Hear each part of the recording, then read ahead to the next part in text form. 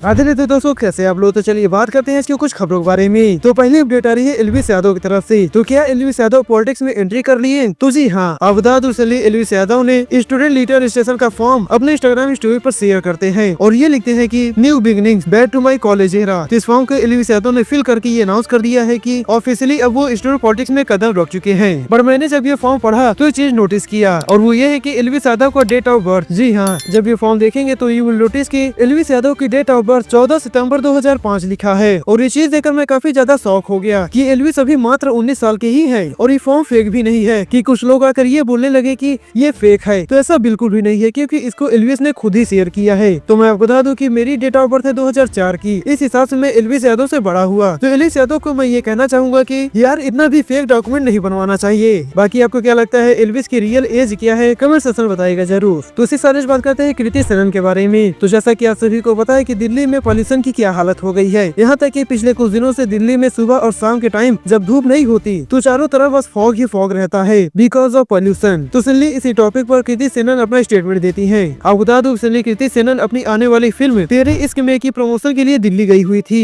And उन्होंने दिल्ली के pollution के बारे में ये बोला कि हमें जल्दी ही कोई स्टेप लेना होगा, नहीं तो फ्यूचर दिल्ली के पॉल्यूशन ऐसी हो जाएगी कि लोग साथ में खड़े भी होंगे तब भी एक दूसरे को नहीं देख पाएंगे।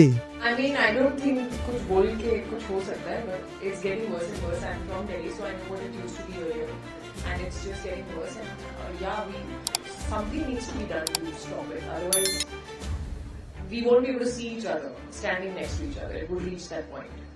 तो इसी सारी बात करते हैं ऑकर गोट के बारे में, जिनका रियल नेम है दिविजा। तो जैसे कि मैंने कुछ दिनों पहले बताया था कि दिविजा ने एक मूवमेंट स्टार्ट कर दिया था सोशल मीडिया पर जिसका नाम है प्राउड आर। तो बता दो कि सैंडी दिविजा ने एनडीटीवी को एक इंटरव्यू दिया जिसमें उन्होंने जो क्लेम किया है उसकी वजह से लोग उन्हें ट्रोल करना शुरू कर देते हैं। जैसा कि कुछ दिनों पहले या अभी भी कई सारे माइनर लड़कियां अपने सोशल मीडिया के बायो में प्राउड आर लिख रही। इस चीज को दिविजा ने भी अपने सोशल मीडिया पर बड़ी ही प्राउडली शेयर भी किया था कि उनसे इन्फ्लुएंस होकर उनकी लिटिल फैंस ऐसा कर रही। तो फिर जो इंटरव्यू उन्होंने दिया उसमें जो रिपोर्टर ने इसी टॉपिक के बारे में पूछा कि जो माइनर लड़कियां प्राउड आर लिख रही अपने सोशल मीडिया के हैंडल्स पर, उसके बारे में वो क्या कहना चाहेंगी। तो दिविजा तुरंत ही अपनी बातों से पलट जाती है। उनका ये कहना है कि मैंने किसी भी माइनर को ऐसा करने के लिए इन्फ्लुएंस नहीं किया, मैं तो बस ये वुमेन्स को ही इन्फ्लुएंस करना चाहती थी। तो पहले आप ये वीडियो देखिए। First of all, I never said that minors should put this in their bio.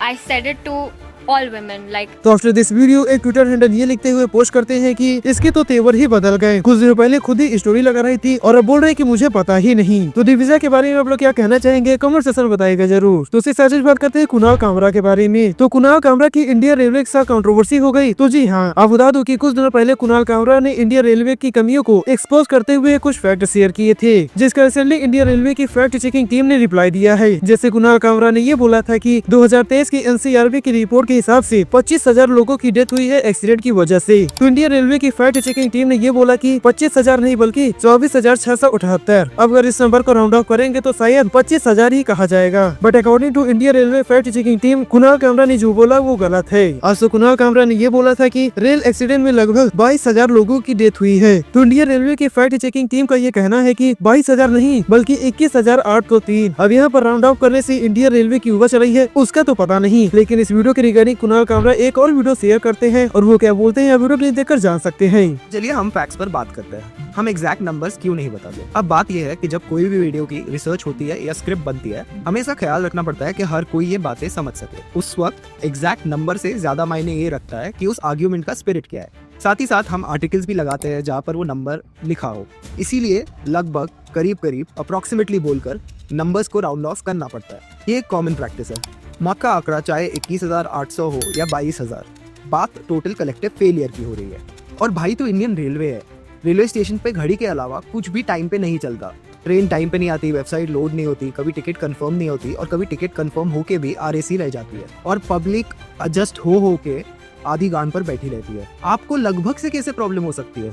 तो इस बात करते हैं एक ऐसे स्कैम के बारे में जो आपके साथ हो भी रहा हो बट आपको पता भी नहीं। जी हाँ, अब बता दो recently actor Abhinav Shukla loan लेने के लिए अप्लाई करते हैं एंड ये पहली बार था जब उन्होंने अपनी लाइफ में लोन लेने के लिए अप्लाई किया था। तो जब अभिनव लोन के लिए अप्लाई करने गए तो उन्हें पता लगा कि उनके पैन कार्ड से पहले ही 3 लोन चल रहे हैं जिसके बारे में अभिनव को पता ही नहीं था। आफ्टर दैट जब इंक्वायरी किया गया तो पता लगा कि जिस पैन कार्ड पर लोन अप्रूव हुए हैं वो तो अभिनव का ही है, बट उसमें जो फोन नंबर लगा है या फिर ईमेल या फिर जो भी अदर डिटेल्स लगी हैं वो किसी और का था। जिसके बाद जब अभिनव ऑफिसर से बात करते हैं इस प्रॉब्लम को सॉल्व करने के लिए, तो ऑफिसर बताते हैं कि फॉर नाउ उनके नाम पे ये लोन अप्रूव नहीं हो सकता। इसके लिए अभिनव को FIR and other legal process करना पड़ेगा, ताकि जो उनके पैन कार्ड का यूज हुआ है बिना उनके परमिशन के, उसके अगेंस्ट एक्शन लिया जा सके। तो चेक के रिगार्डिंग अभिनव लोगों से रिक्वेस्ट करते हैं कि भले ही आप लोन ले रहे हो या फिर न ले रहे हो, लेकिन एक बार सिविल अप्लाई करके चेक जरूर कर लीजिएगा, ताकि आपके ऑफिशियल डॉक्यूमेंट का यूज कहीं इलीगल कामों में तो नहीं हो रहा और आपको पता भी नहीं। फर्दर अभिनव क्या बोलते हैं आप वीडियो क्लिप देखकर जान सकते हैं।